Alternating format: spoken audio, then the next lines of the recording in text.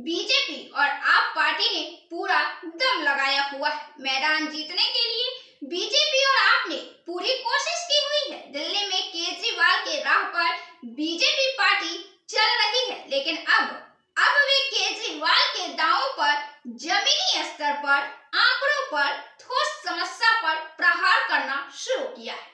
केजरीवाल वहीं फिर से ऐसे वायदे करने शुरू किए हैं जो जनता को उन पर विश्वास जमा सकता है। केजरीवाल ऐसे वायदे ला रहे हैं जहां बीजेपी पार्टी भांप भी नहीं सकती है कि केजरीवाल ऐसे वायदे भी कर सकते हैं। इसी बीच अमित शाह ने भी आप पार्टी पर प्रहार करते हुए, मौज लेते हुए उनका नया नाम दिया है। उनकी पार्टी का नाम सुनते ही अपनी हंसी नहीं रोक पाएंगे, अवैध आमदनी वाली पार्टी।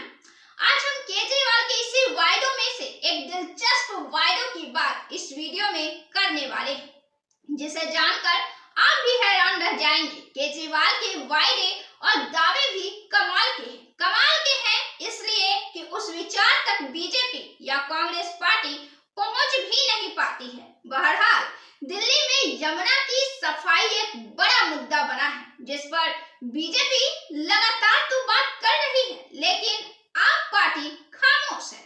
मनीष सिसोदिया इस बार अपने विधानसभा चुनाव क्षेत्र बदल दिया है और यह बदल कर दिया गया है परपटगंज, जो पहले था इनका विधानसभा सीट, वे अवध ओझा को दिया गया है, जिस पर अब अवध ओझा चुनाव लड़ रहे हैं।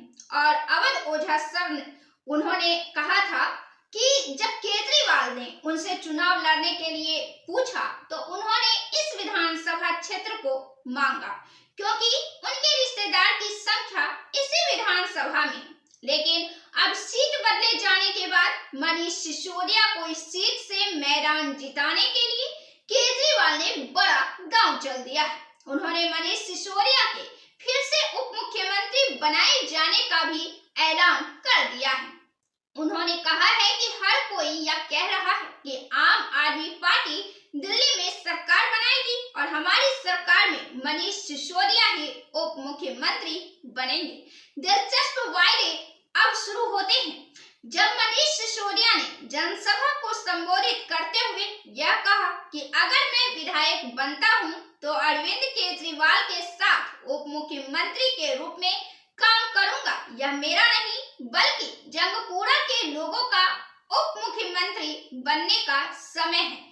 जंगपुरा के किसी भी व्यक्ति का सरकारी दफ्तर में एक फोन कॉल ही काफी होगा काम करवाने के लिए।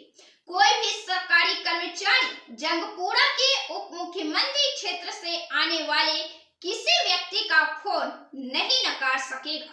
केजरीवाल ने जंगपुरा के निवासियों का धन्यवाद दिया और कहा कि पिछले 10 वर्षों में हमें जंगपुरा से अपार समर्थन हासिल हुआ है। यही वजह है कि मैंने मनीष सिसोदिया को आपके हवाले किया है। वह मेरे छोटे भाई है और हम मिलकर जंगपुरा के विकास को कई गुना बढ़ाएंगे। हम सभी रुके हुए कार्यों को पूरा करेंगे।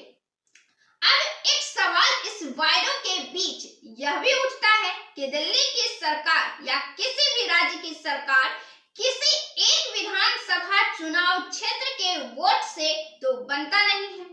सत्ता में आने के लिए, लोकतंत्र में सरकार बनाने के लिए सभी की जरूरत होती है। सभी के लिए समान हित के बारे में कदम उठाने की बात लोकतंत्र में है। फिर यह खास तोहफा जंगपुरा को ही क्यों?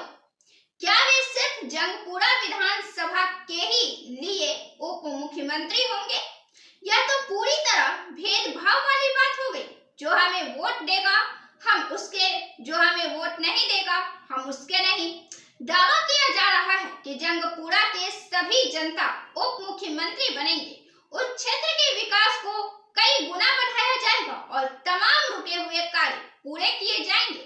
लेकिन सरकार की जिम्मेदारी, जवाबदेही और दायित्व सभी विधानसभा क्षेत्रों के लिए बनता है, न कि केवल जंगपुरा विधानसभा चुनाव क्षेत्र के लिए।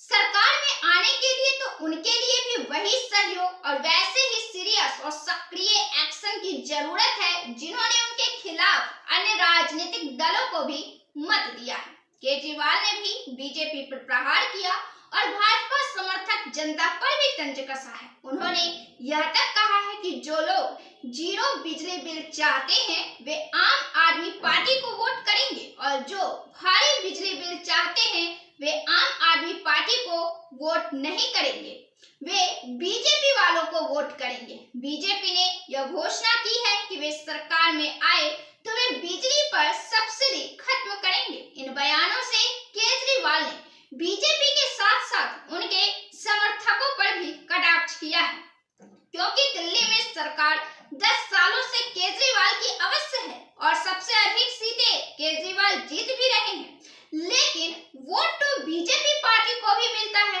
कांग्रेस को भी मिलता है। बीजेपी पार्टी काफी अधिक वोटों से आपसे पीछे नहीं रहती है, बल्कि सत्ता विरोधी माहौल बने और सत्ता विरोधी हवा चले तो आप पार्टी सत्ता से बाहर हो सकती है। ऐसे में यह कटाक्ष उस वोट बैंक पर है जो भाजपा को जाता है और किसी भी सरकार या राजनीतिक दलों का आपस में चाहे जो कटाक्ष कर ले, लेकिन उन कटाक्ष का कौड़ी भाव की सुई भी जनता के तरफ नहीं मुड़नी चाहिए।